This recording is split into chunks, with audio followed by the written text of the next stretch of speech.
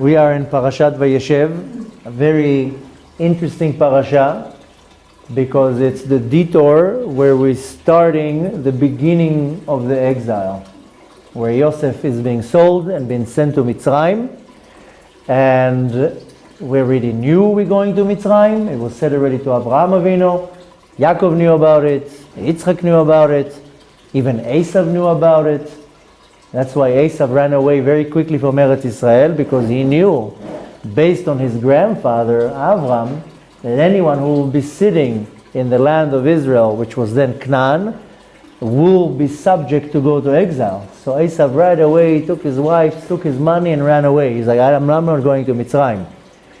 So here is the parasha where it all starts, which really, when you're looking at the whole story, with what happened with Yosef, the brothers take him, they kidnap him, they sell him, and he goes into Mitzrayim and what he has to go through.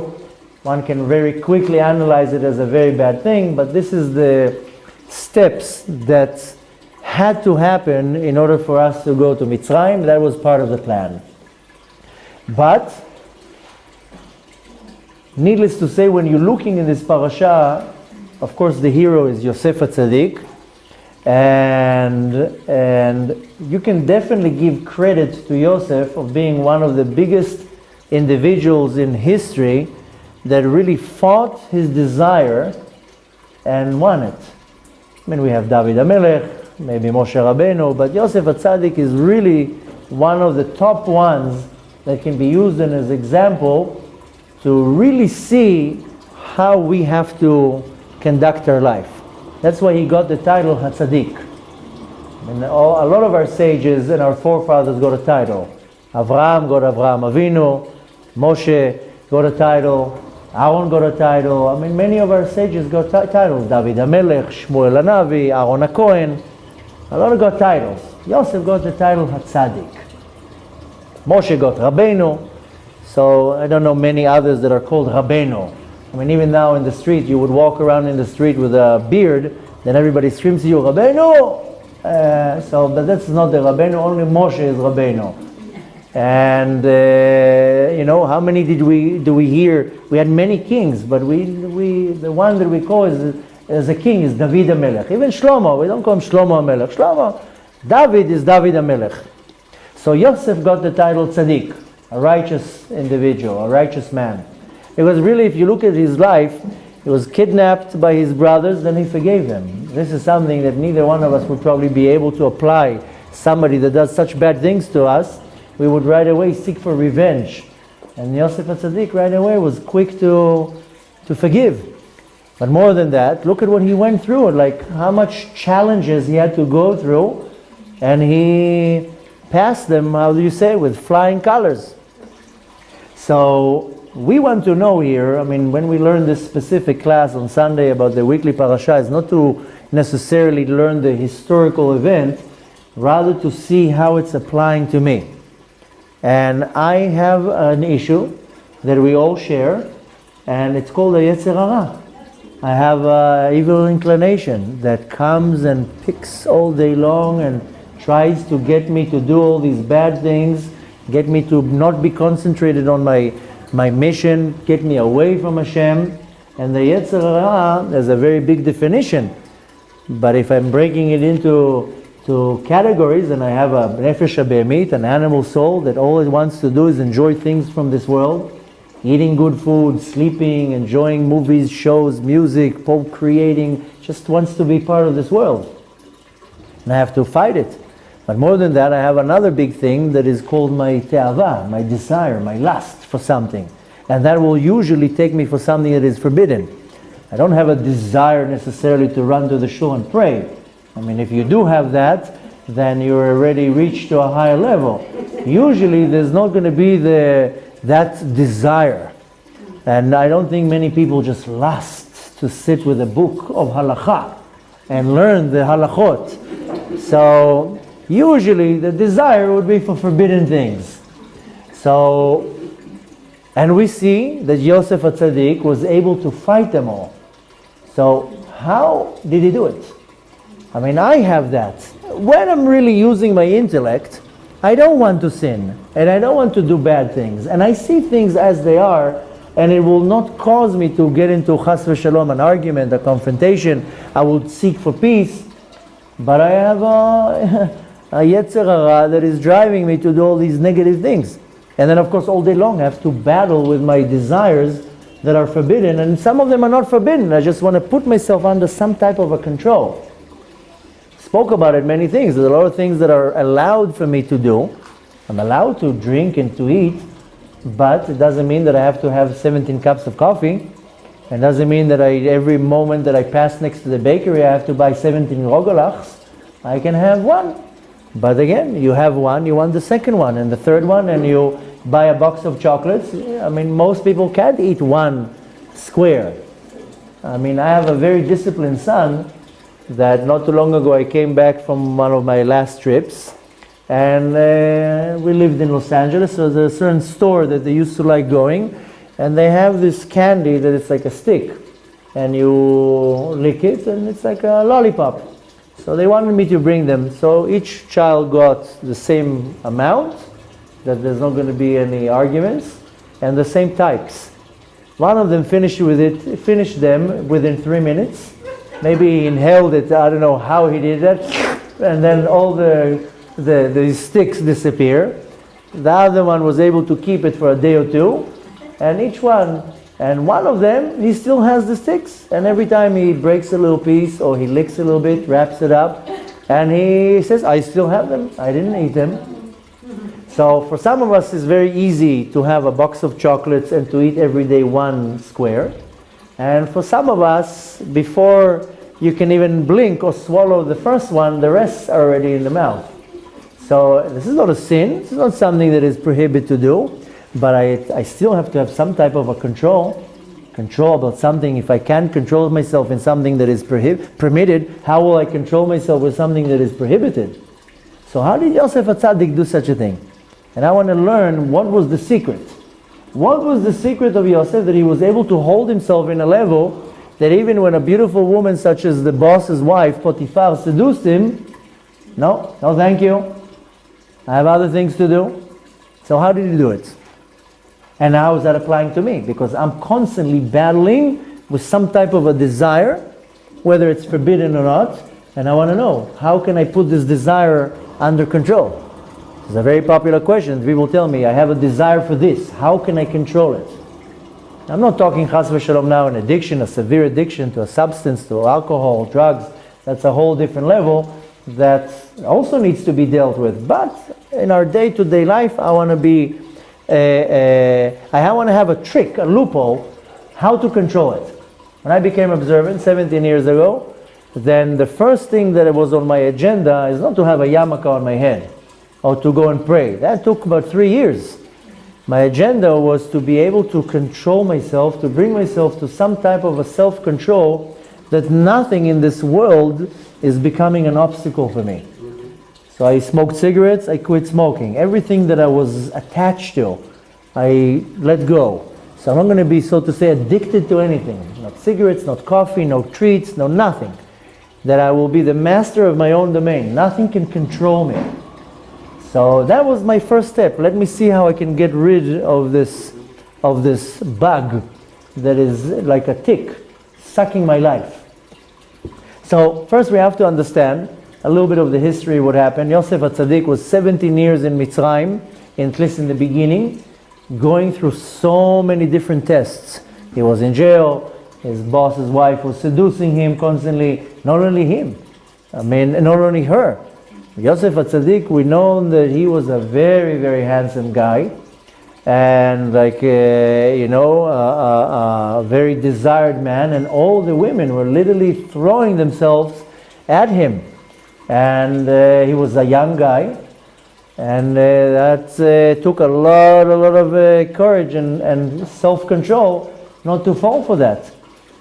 And in general, it started with 17 years in Egypt, but it went all the way to 22 years of test after test after test. And his major test was the fact that he was very attractive. And even when Yaakov was giving him a blessing, He gave him a very interesting blessing that up until today, people use this blessing against the evil eye. And he told him, Ben Porat Yosef, Ben Porat Alei Ain, that the evil eye should not control you. But he told him, you are so beautiful, and he gave him a blessing, Bnot Saada Alei Shor. Bnot is the girls, that the girls literally would throw themselves at Yosef HaTzadik, and he had the strength not to do anything. And up until today, when we want to give somebody a blessing about Ain Hara, we say, Ben Porat Yosef. So how did he do it? Because you would think this would be one of a big challenge. So, not too long ago, if you remember, last Sunday we had a visitor from Denmark, and she asked me a question, and I told her, I lived in Denmark. Really? What did you do there? Yeah, I lived there. I lived in many places around the world. So I lived in Denmark for a year. That's how we talked, and usually, if you say America, everybody goes backwards and forth to America. I said, a country like Denmark. What did you do in Denmark? So we had a common denominator. And then I told her off the subject from what we were talking. I told her, it was a very special period of my life, but of course I wasn't observant at the time.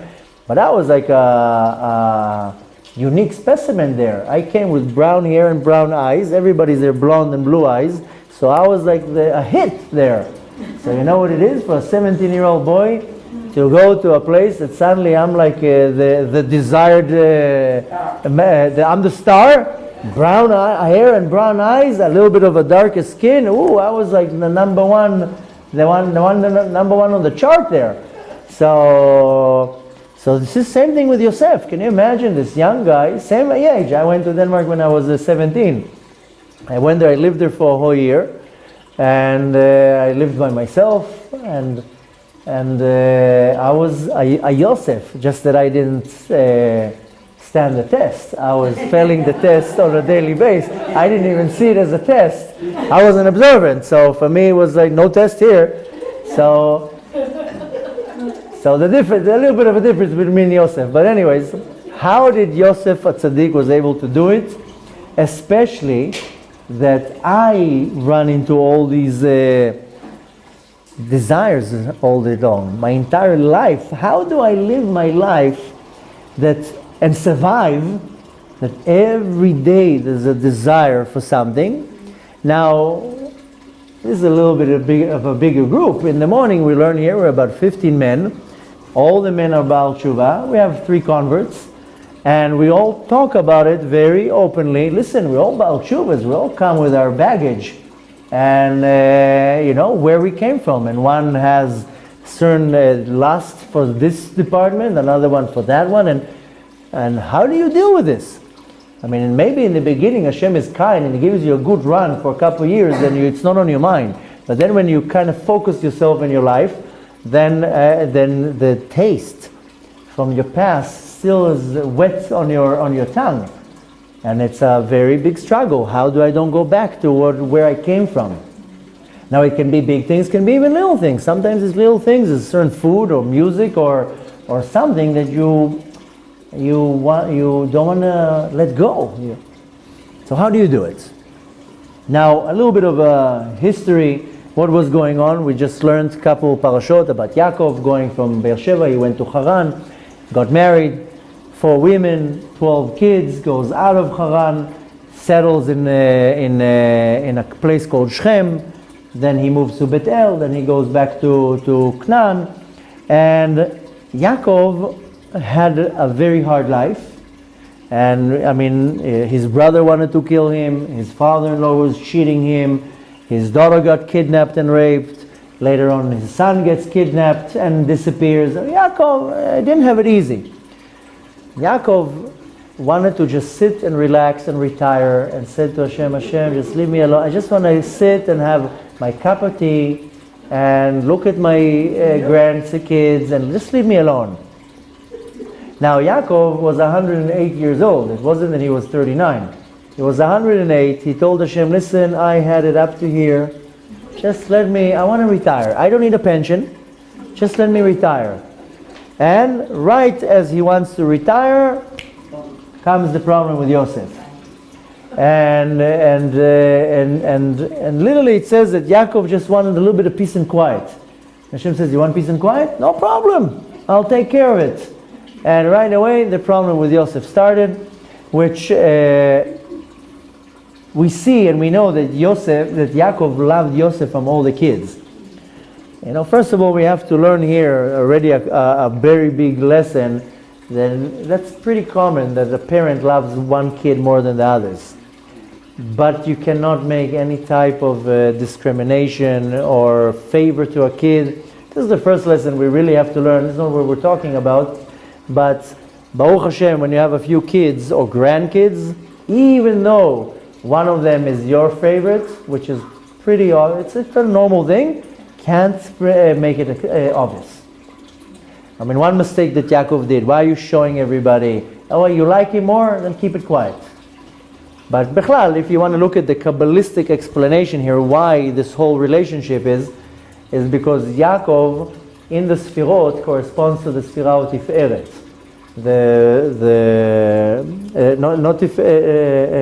From the Sfirah of Tiferet, but Yaakov was coming from a place of Bina. And he needed to connect himself to the Shekhinah, which was Malchut. And Yosef was the link. Yosef corresponds to the Sfirah of Yesod. And Yaakov needed Yosef in order to get connected to the Malchut, to receive his godly revelation, the Shekhinah, the Ruach HaKodesh. And when Yosef disappeared, that's why he was mourning. I mean, Yaakov knew exactly what happened. He was not a fool, a grown man. Besides grown man is a prophet. He knew what was going on. Just that Yosef was the link for him to get connected to the Sfirah of Malchut, so he didn't have his prophecy. And that's why when Yosef came, he was waiting for that kid, because that allowed him to get back connected to the Shekhinah. So of course it manifested into the physical love, and he loved him more than all the kids. And the reason why he loved him more than all the kids was for, of course, many reasons, but there are three main reasons that Yaakov loved Yosef so much. First of all is that Yosef was born after many years of Rachel being barren, and Yaakov was born many years after Rivka being barren. So Yaakov saw in Yosef him. Usually when a parent really loves one of the kids, it's because he sees himself in that kid. I mean, I have one of my kids that I literally see myself in this kid. Doesn't mean that I love him more than the others. But there's one kid that I literally see myself in that kid. So Yaakov saw Yosef in him. So first of all, Yaakov came after many years of Rivka being barren, and Yosef came after many years of Rachel being barren.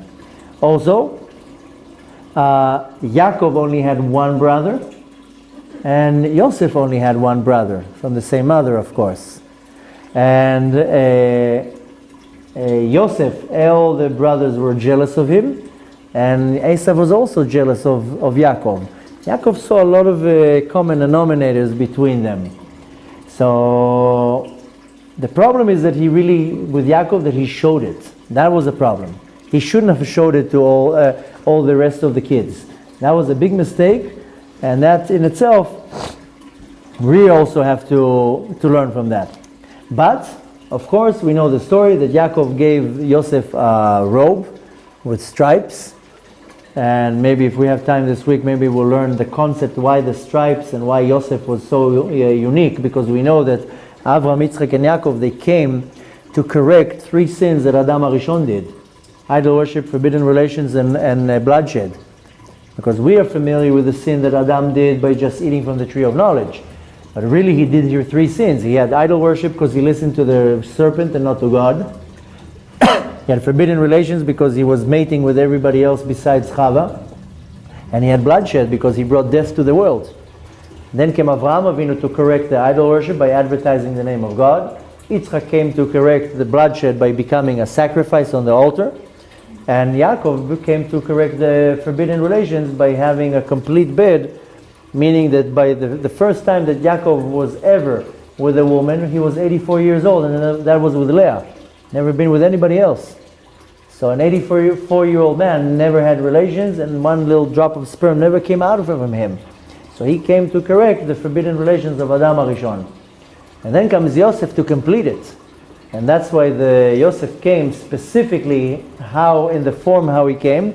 And the correction was with garment. If you remember, after the sin of Adam HaRishon, then it says that Hashem gave them kutnot or. He gave them these robes of leather. That's where do we find again the word kutonet? With Yosef, when he got a robe. This time it was from stripes. So there's a whole very deep Kabbalistic explanation. It's long, so maybe we'll leave it for a different day in this week. But then of course Yaakov gave him the robe.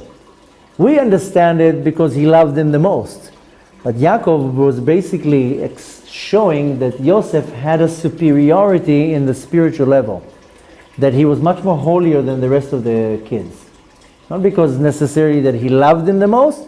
He wanted to show, it had to be obvious that Yosef has a superiority above the other brothers in his spiritual level. Now, it does says in the Talmud, in Masechet Shabbat, that just from this particular case, we should learn not to make any discriminations between kids. And you see it a lot, unfortunately, when a divorced couple, they will get married and they each come with their kids. Or one comes with kids. And then the kids that are together, then they get more affection, and then one kid comes from a different marriage, they get the less of attention. Just from that we need to learn, and the Talmud is actually talking about it. One should never make discrimination. This is talking about your kids. Also, it's going if you're a teacher and you have many kids. That's also pretty common, that you have one kid that you really like. He doesn't make problems, doesn't talk, he listens. You like that kid. And then there's another kid that's a troublemaker. You don't like that kid so much. Even in the classroom, one should not make discriminations. Now, Yosef, besides that he felt that Yaakov loves him the most, he also knew himself, based on the fact that he got the robe, that he's in a higher level than the other brothers. So Yosef started becoming like a snitch, like an informer. He came to his father, they're doing this, they're doing that, they're doing this, they're doing that, which also is not such a great thing to do. But he wasn't doing it in an evil way. He was just concerned. The way the Torah brings it, it seems like he was a mean, spoiled brat with a fancy robe, and going and snitching on the brothers. That's not what the Torah is talking about.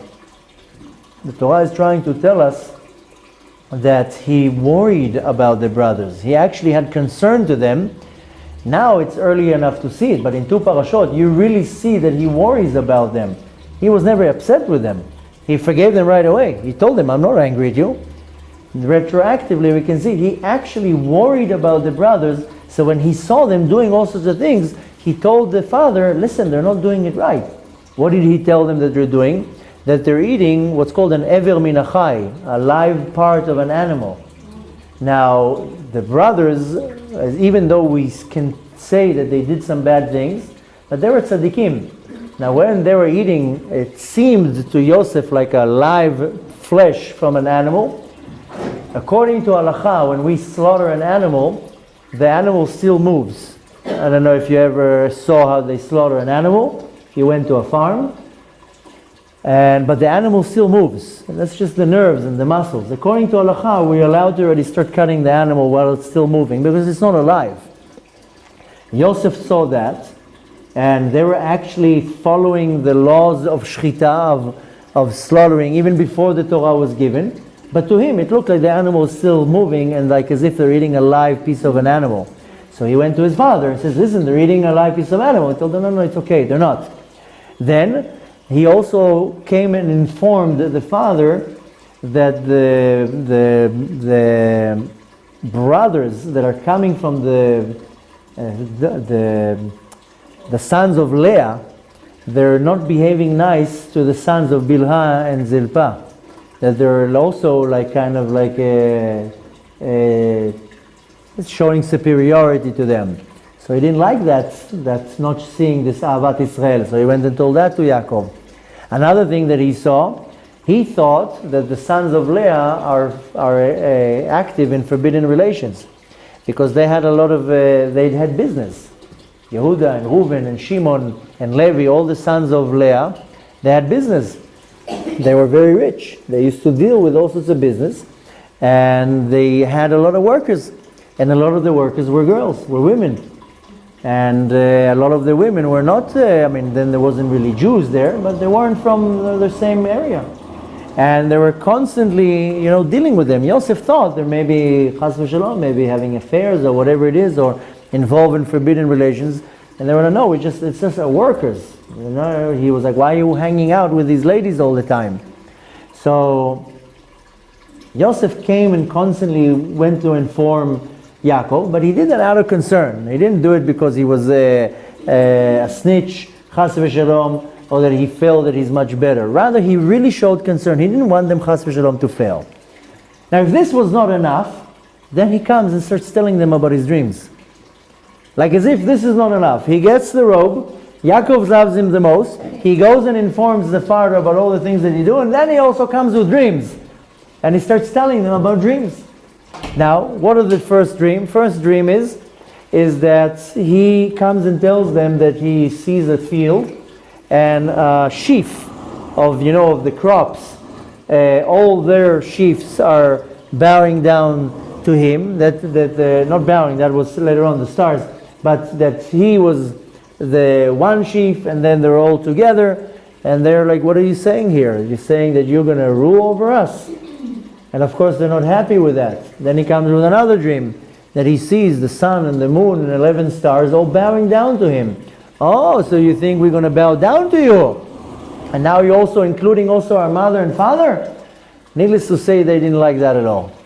Now, the thing is that right away the brother says, okay, this guy is a problem. We got to get rid of him. He's a problem in the family. We gotta somehow get him out of the picture. Now, at the time, the Gambino family did not exist, so they could not hire a hitman, but they had to get rid of him. They said that this guy's bad news. Now, the question comes a big question. Why would Yosef tell the dreams? I mean, you know they don't like you. You know that they are jealous of you. Why would you come and step on their toes or pour salt on the wounds? Why do you tell them the dream? Just shut up. Just be quiet. The Or HaChaim explains, the commentary explains a very interesting reason why he told them that. Yosef was not against the brothers. He was actually for them. He cared about them, and he wanted the best for them. Now, when he saw the dreams, he got very afraid. He got alarmed. Wait a minute.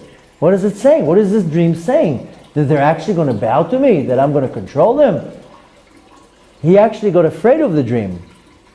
Now, if you're looking at the halakha, if you're going by the oral law, halakha does not consider dreams as anything. Both Rambam and the Shulchan Aruch, they say dreams are nonsense. We don't hold by anything that it comes to dreams. This is according to halakha. According to Kabbalah and the mystical part of the Torah, the dreams are real, and there's a lot of meaning behind the dream. Now, Yosef wanted to go to the brothers for them to negate the dream, because the way it works, there's a Gemara in the Tractate Brachot that it says that there was a guy in Yerushalayim that he was a dream solver, and everybody who had a dream would go to him. Chaval that we don't have him now. Everybody will have a long line there.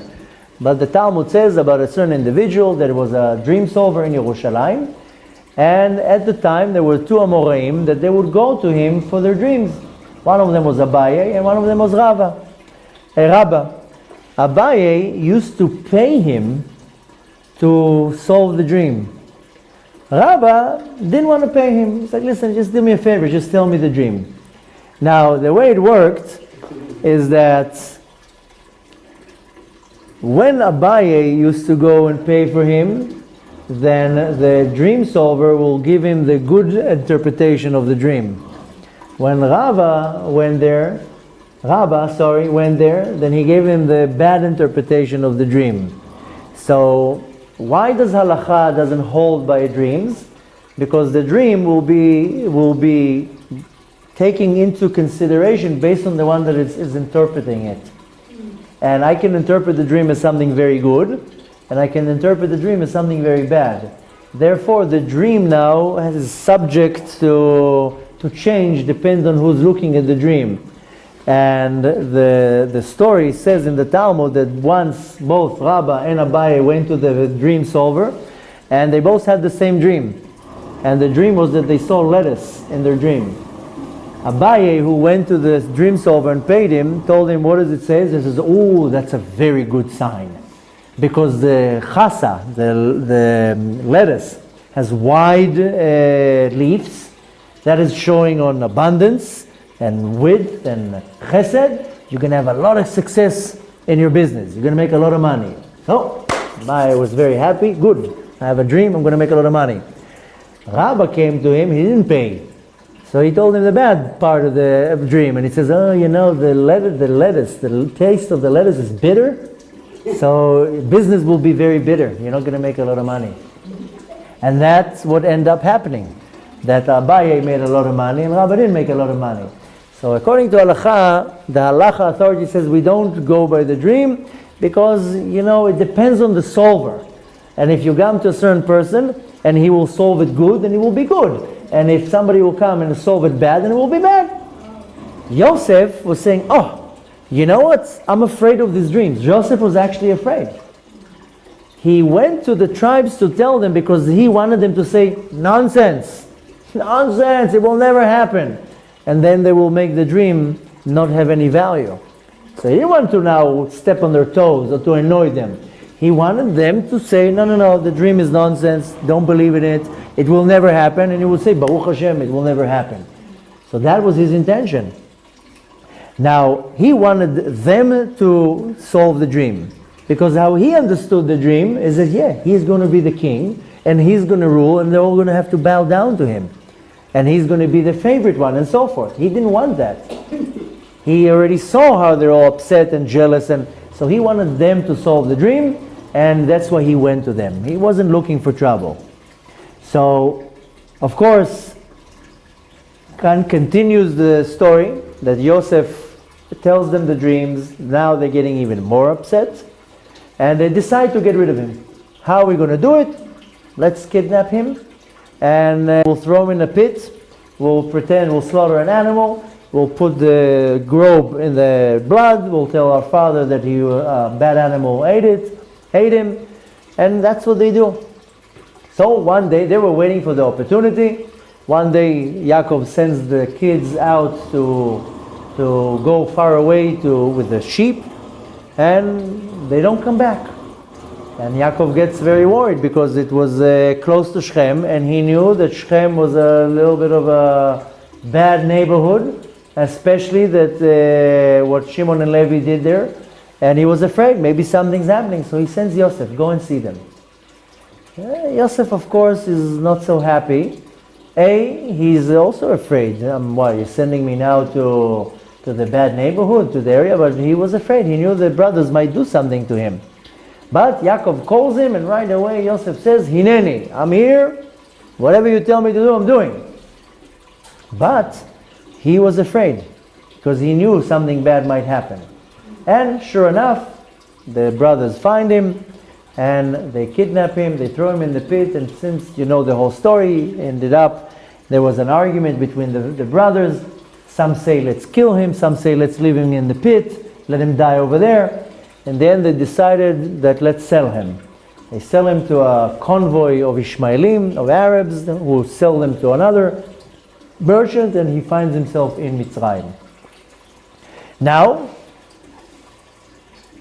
he finds himself a young individual, he's 17 years old, and he's in Mitzrayim now, and he's sold to Potiphar, and he becomes his servant. But happens to be that Potiphar's wife likes him.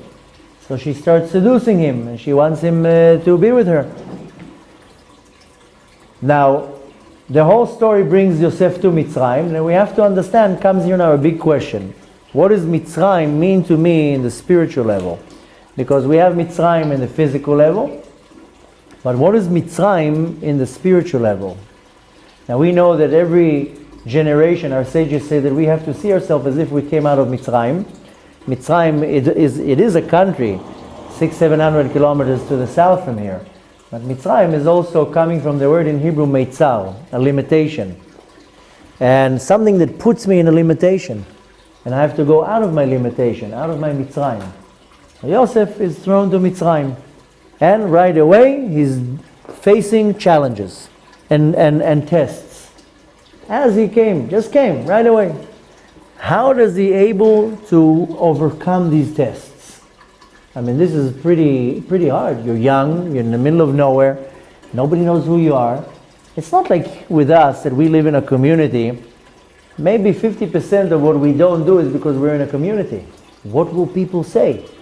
If I would live now on some deserted island, there's a very good chance that I wouldn't be so observant. Because who sees? Who knows? Who knows what I'm allowed to do, what I'm not allowed to do? I can be now in some foreign country. Who knows what? I can eat whatever I want. Nobody will ever tell me, hey, it's not kosher. They don't know anything about me. Sending here, Yosef is in a foreign land. Nobody knows him. He can do whatever he wants. You know, he can have a night on the town. Nobody knows. Nobody will point the finger. So, how was he able to overpower all these tests? And even more than that, not only how he was able to overpower all these tests, the big question is how this whole story happens in the family of Yaakov. Yaakov Avinu, such a righteous individual, and this entire story, the kids kidnap another kid, they sell him. How such a thing happens in such a family? I mean, you would expect that maybe in a different family. But what, the Shvatim, they didn't get good education in the house of Yaakov? What they saw in the house, this type of behavior, that's what they do. There is a concept that we find it a couple times in the Talmud, and it says, Nora alila al bnei Adam. That Hashem is creating a conspiracy, so to say. You're being framed. That's alila. Alila is you being framed. And I'm hoping and wishing for neither one of you to meet such a situation that you are being framed for something. And I was once framed on something. I ended up sitting in jail for 1.5 years. And sometimes somebody will frame you. Framed means accused, right? Yeah, but not only accused, it's somebody makes some type of a plot, like as if you did it to get the heat off them. They're framing somebody. Come now, I want to do something and I want the heat off me. I don't want now the police on my back. Then I will frame somebody else. I will make a situation that person now, he looks guilty, and then all the heat goes to him. I can assure you that probably now in prisons around the world, maybe 50% are innocent. Right. Because they're being framed. And especially when it comes to power, people in power, in politics, and high-ranking positions, they don't want to be in trouble, so they frame somebody else. Somebody else takes the bullet. Look at the guy that's sitting in jail for killing the Prime Minister Rabin. He didn't even kill him. So, and he's sitting in jail for what already? 20 years, 25 years? I mean, he's counting. I stopped counting. But they already proved it's not even him. Wow. So, and he's sitting in jail. And he took the blame. So, and many cases like that. So, I believe, I'm just throwing 50%. It can be any number. But I can assure you that a very large number of people who are sitting now in jail are 100% innocent. This is called alila, to be framed. The Talmud comes and says us, alila, with a ayn. Like Halila. Lo chalila, that's with a chet, alila with an ayn. Alila, ayn lamed yud lamed hey. This is to be framed. The Talmud says that sometimes the Kadosh Baruch Hu, so to say, frames us, creates a situation, and it seems now I'm going to have to suffer from that, and I didn't do anything. The first alila that we see is with Adam HaRishon, that, so to say, Hashem framed him. Why did you bring me this nachash right now, this serpent? Leave me alone. Hashem turned it in such a way that there was a serpent that came in, convinced them, and and what do you know? a sin, and now up until today we're suffering. The Talmud comes and says, believe it or not, sometimes Hashem frames us. He creates a situation. Why? Because something needs to happen. Something needs to happen, and Hashem maneuvers the situation that it will happen. It will evolve in a certain way because something needs to happen. And what did Hashem tell Abraham Avinu? Your offsprings are going to go to Mitzrayim to exile for 400 years. It had to happen one way or another. What do you think? They would come to Yaakov and says, excuse me, sir, if you don't mind, do you mind going to Egypt a little bit? You know, it's just a prophecy that your grandfather got. So Hashem had to manipulate the situation that we will somehow, Yosef will find himself in Mitzrayim. That's why it answers how something like this can happen in the household of Yaakov. And all this had to happen for Yosef to find himself in Mitzrayim, to become the secondary of the king, that later on when it's time to come to Mitzrayim, there's a king there. There's a Jewish king there that is ruling the land. And you know what? It actually worked out much better for us because originally we were supposed to be in Mitzrayim for 400 years. And it worked out in such a way that 190 years were removed from the sentence. We were there only 210 years.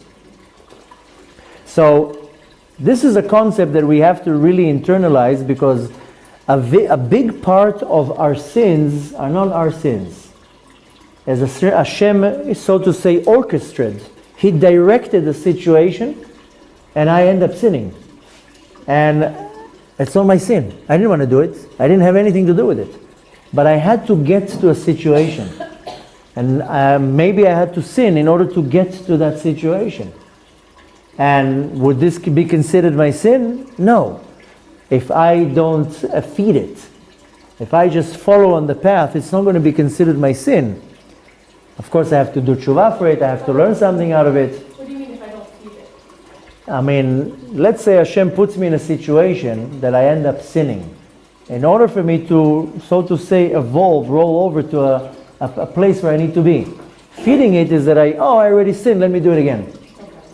And if I already chas v'shalom failed and I sinned, I should be like, okay, listen, how we say in Hebrew, chad pe'ami, one time. Don't say, usually what we say, I already did the sin already, let me do it again. No, the first sin might not have been yours. Maybe just being a situation that Hashem created in order for me to face something or to be somewhere. Here, this whole story happened because we had to come to Mitzrayim somewhere. Now there is a famous story with the Baal Shem Tov. There was a certain city, it was called Brody. Maybe I'm pronouncing it wrong because the city is maybe in Russia or Ukraine, but the name of the city was Brody. And there was a certain individual that came to the Baal Shem Tov, got a blessing for him. Before he left, the Baal Shem Tov told him, can you take this letter for me and give it to the city council? Yeah, of course, no problem. He came back to the city, he was involved in business. For whatever reason, he forgot to give the city council, the letter. He hid it in one of his drawers in the home, and many years have passed. Maybe 20 years have passed, and unfortunately, he forgot to give this letter. The Baal Shem Tov already passed also, and at the time was the Magid from Mazrij, the student of the Baal Shem Tov. Some even say he already even passed. And unfortunately, this businessman lost all his fortune. He had to sell all of his stuff, his business, his house. And as he was selling the house, he was going through all his private belongings, and what do you know? He pulls out from one of the boxes the letter. Oh my gosh, the Baal Shem Tov gave me the letter to deliver it to the city council, and I never did. He felt so bad that he took the letter and he went to the city council and told them, listen, I know it's 20 years after the fact, but I have this letter, and I mean, it's from the Baal Shem Tov, the holy Baal Shem Tov. Maybe there's some type of a use for it. So they opened the letter in the presence of this businessman, and the letter says, this man that is standing in front of you lost all of his fortune, and he's very poor and in a lot of need. Maybe the city council can help him with some money. So, and that was 20 years after that. So we see that sometimes something happens and it's supposed to happen. Many things in our life we wonder, why did it happen? But something happened in order for me to go to a different place, and it had to happen. This is called Nora Alila al Bnei Ben Adam. Maybe you heard the verse. That sometimes Hashem will plot something, will plan something, and it seems like I'm being framed here. I'm not planning on doing the sin. It's not. I don't want to. But Hashem is already preparing the ground that something has to happen, a year, 2 years, 20 years later. And you don't see right now why, but Hashem has his cause. All this story had to happen because they had to come to Mitzrayim. The selling of Yosef and being in jail and all that, all had to happen. Why did Yosef been thrown to jail? So one day he will meet the minister of beverages and solve his dream, and then a year later he will have to solve Paro's dream. All this had to happen. And if you remember in the story, when Yosef went down to look for the brothers at Shechem, he couldn't find them. So he made a U-turn. And what happens? Bop, he bumps into a human being. And the human being tells him, can I help you? Yeah, I'm looking for my brothers. Oh, they went that way. That's what the Torah says. Rashi says that was Malach Gabriel.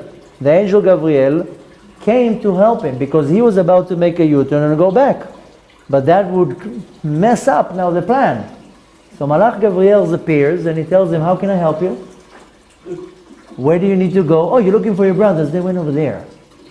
So you see really how Yosef had to be pushed to Mitzrayim. It was already inevitable. He had to go there.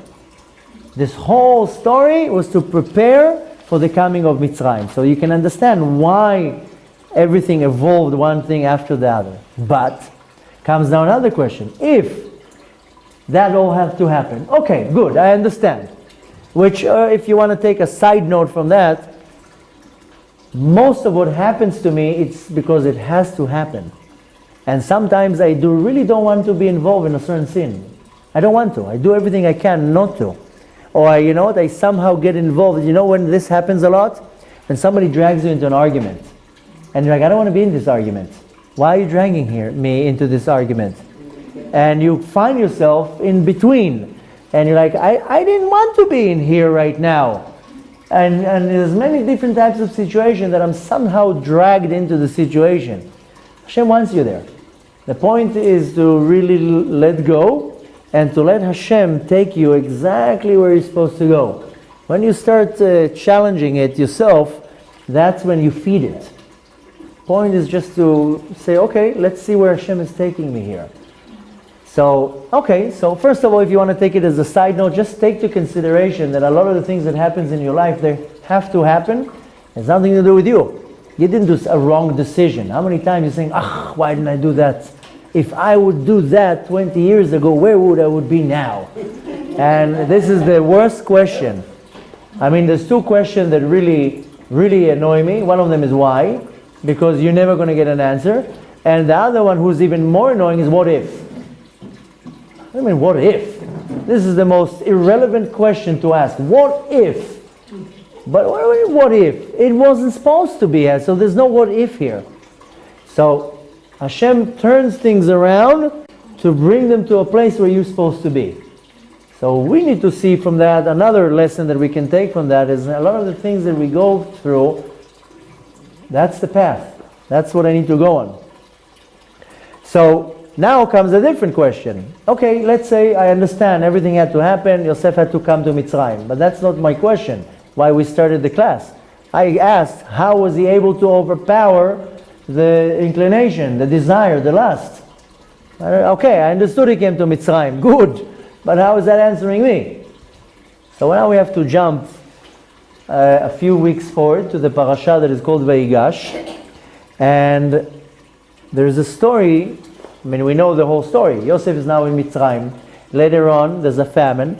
The brothers, the Shvatim, the tribes come down to Mitzrayim. Yosef captures them. He knows who they are. He makes the whole show. We're going to learn that in the near future. But after he reveals himself, and he tells them, I am your brother, he sends them back to Canaan, and the Torah says that he sends them with a lot of wagons full of food and money, and he gave them all sorts of presents. It says that he sent them, and he sent to Yaakov a lot of agalot. Now agalot is a wagons. Agala is a wagon. I mean, in our days, agala is like a crib what you push the babies in. But agala is a wagon. We don't have wagons anymore, we have cars. But in the olden days, everything was hauled on a wagon. So it says Yosef sent wagons to Yitzchak. And to Yaakov. And Yaakov sees all these wagons coming, and he tells the kids, what are these wagons? So they say, no, the king there, he gave us all this food and presents.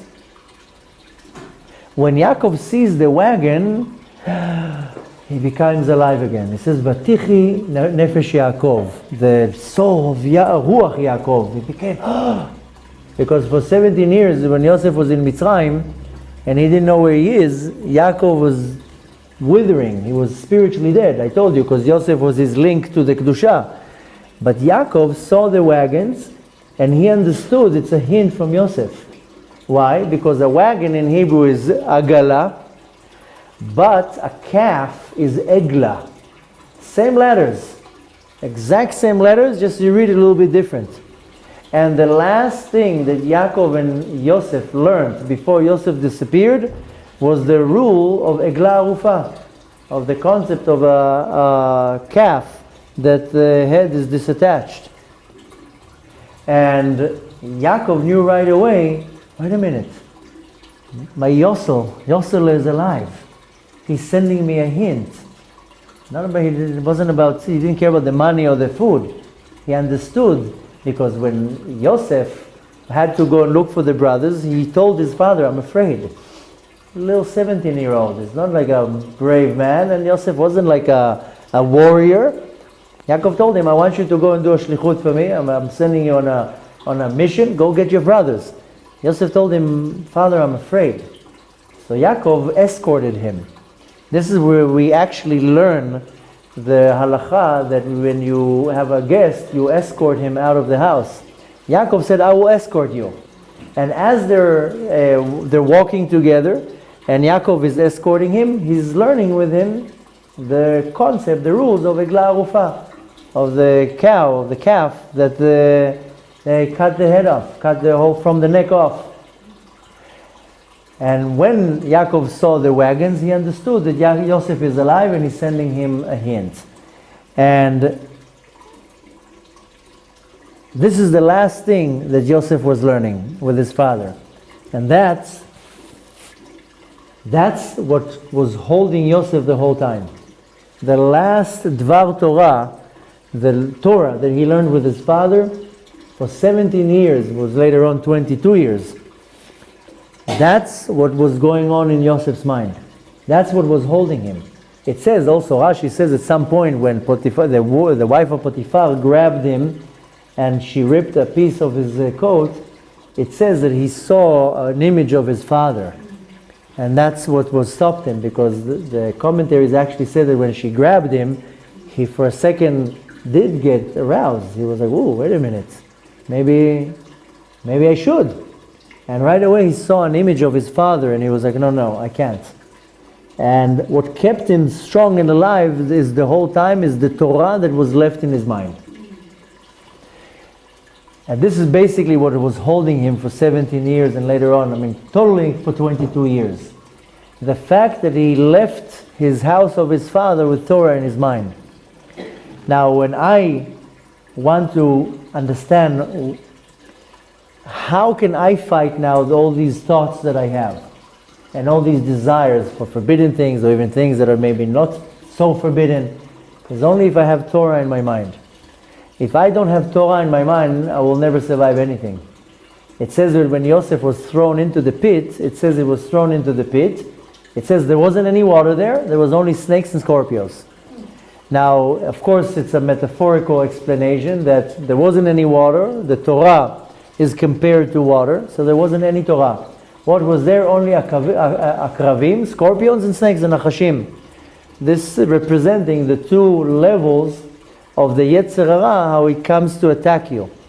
The snake, the venom of a snake is cold, and that's the Yetzer Hara that cools you down. You want to do something good, you want to do a good act of kindness, do a mitzvah, whatever, it cools you down. Don't get so excited. The venom of a scorpion is hot. It's a very hot venom. This is the Yetzer Hara that gets you excited to do something bad. Whether it's something forbidden, whether it's to do something against somebody. These represent the two levels how the Yetzer Hara, how he stings you, so to say. One is with cold venom to cool you down, to not to be excited from the Torah and the mitzvot, and one of them is a hot venom to get you all excited to do sins. So the bowl, the pit was empty of water. There was no water there. There was no Torah there. And the pit is referring to my mind. If my mind, there's no Torah, then what's going to be in my mind? Only scorpions and snakes. But if my mind is full of Torah, there's no place for scorpions and snakes. And that's what was holding Yosef. The fact that he had Torah in his mind, that he memorized Torah all the time that he was in Egypt, his mind was still occupied with Torah. And when I'm dealing all day long with all these thoughts, these negative thoughts, and all sorts of desires that I want to do, where they're coming from? They're coming because my mind is empty from Torah. If I start the day with Torah, and constantly I have Torah in my mind, whether it's reading a few verses of Tehillim, whether it's going to a class, whether it's praying, as long as my mind is constantly soaked with Torah, then there's not going to be room even for the Yetzer Hara to come in with all these thoughts. And if I do have these negative thoughts, all these desires for forbidden things, it means that the pit is empty. There's no Torah there. And the trick, there's only one trick, is only to constantly flood the be'er, the pit, with water, with Torah. And that was the trick how Yosef was able to sustain himself. There is a story with the Baal Shem Tov, because the Baal Shem Tov came out once with a very interesting saying by saying, where you are where your thoughts are. And there's a few stories. One story that one time they were praying in a minyan, and as minyan is 10 men together praying, and suddenly, out of nowhere, out of the Tfilat Shmona Esrei, the prayer of when there is the peak of the prayer, right after that, the Baal Shem Tov turns to one of the guys and tells him, Shalom Aleichem. What do you mean, Shalom Aleichem? Greeting him. Shalom Aleichem means he greets him. I was here the whole time. He says, your body was here, but your mind, your mind was somewhere else. So now you came back to us, so I'm greeting you. Welcome, Shalom Aleichem.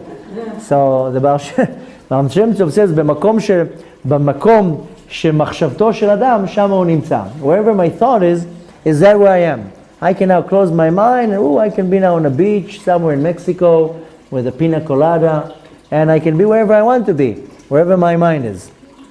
So there is a story with the Baal Shem Tov that it came later on, but there was a big war that started between the Russians and the French, and that's where Napoleon is starting to conquering the world. And there was a certain Jewish Chassid that he was known to be very, very smart and very witty, and he spoke languages. And he, for whatever reason, he understood that if Chas v'Shalom Napoleon will conquer Russia, that's going to be even worse than what they have already now. This is what's called Arabe Miyuto. What's worse, the Russian regime or Napoleon? Which one is worse? So he decided that he's going to join the Russian army, and they sent him to be a spy in France. And he went to France, and he slowly grew in the hierarchy in the politics, till he became such a high level, such a high ranking individual, that he ended up being literally in the headquarters of Napoleon.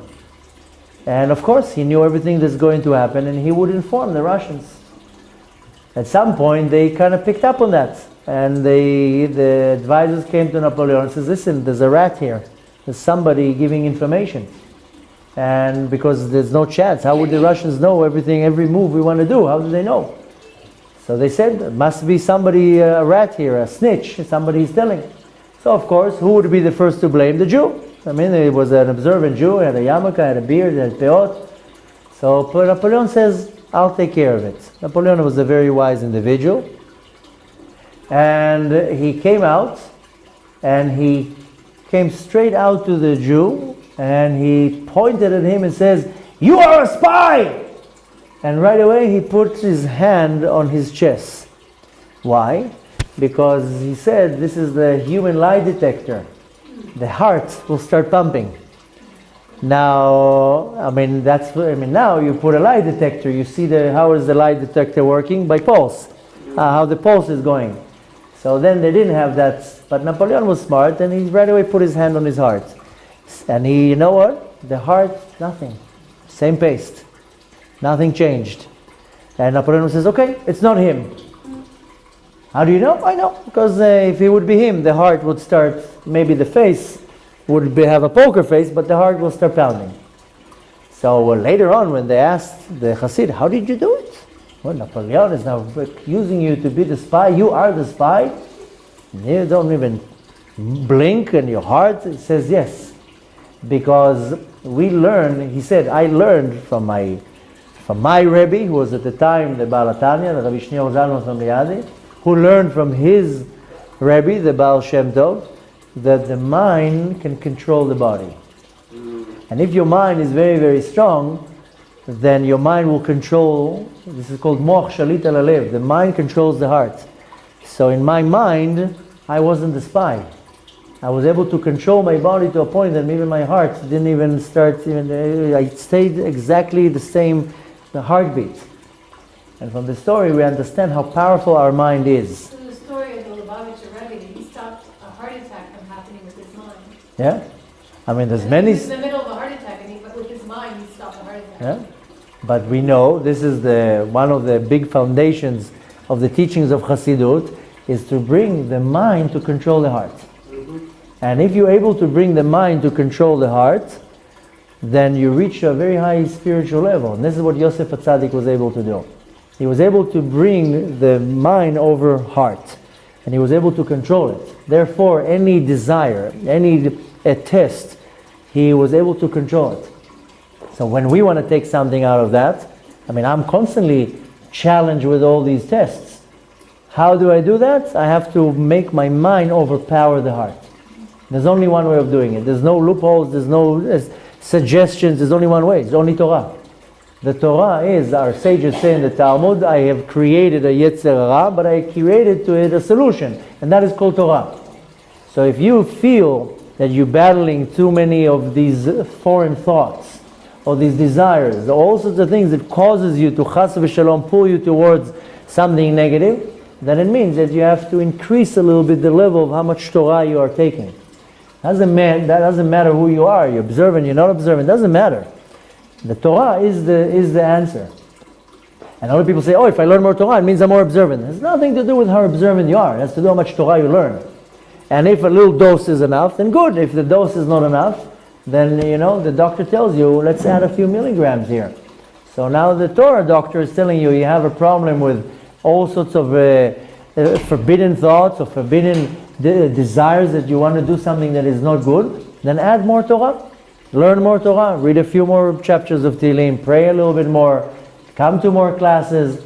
Don't come only for the 11 o'clock class. Come to the 12 o'clock class too. Come to all the classes.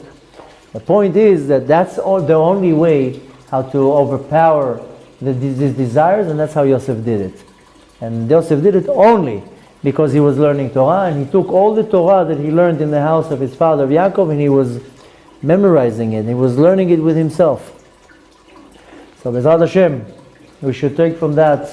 We took from that a lot of lessons. Not to chas v'shalom find favor, even if I find favor in one of the kids, not to make a whole deal out of it. To understand that many of the things that happens to me, it's Hashem's agenda. But mainly, since our question was, how to overpower my Yetzer Hara, only Torah, and there's not much more to add on that. Needless to say that when I do increase more learning of Torah, then I refine myself. That's why Yosef he got the robe of the stripes, because his spiritual level was much higher than the brothers, and he was able to reach to a much higher level. That's what we have to acquire. I want to reach to a much higher spiritual level, then I need to learn more Torah. And this is applying both to women and to men. There's no prohibition for women to learn. Actually, women have to learn Torah. They have to learn a lot of Torah. Maybe a man has a commandment he has to learn, and a woman not. But a woman still is not exempt from learning Torah, and she needs to learn. And men have to learn. Women, kids, everybody has to learn Torah. Especially if I feel that my mind is getting a little bit more filled with junk, then it has to be balanced out. And the more we do that, the better we get. And needless to say, the more I learn Torah, I refine myself to a much higher level. And this will ultimately bring me to a much higher level that I'm able to serve Hashem in a completely different level, in a completely different way. That needless to say, that the more of us do it, in a more of a day-to-day base, learning Torah, following the mitzvot, needless to say, this will hasten the Geulah, hasten the redemption. Bezrat Hashem, we should all have a life without challenges, without bad thoughts, without desires to do all these negative things, that our only desire will be to learn Torah and to be closer to Hashem. Bezrat Hashem should merit to have that, see the redemption with our own eyes, and have a beautiful, beautiful rest of the week.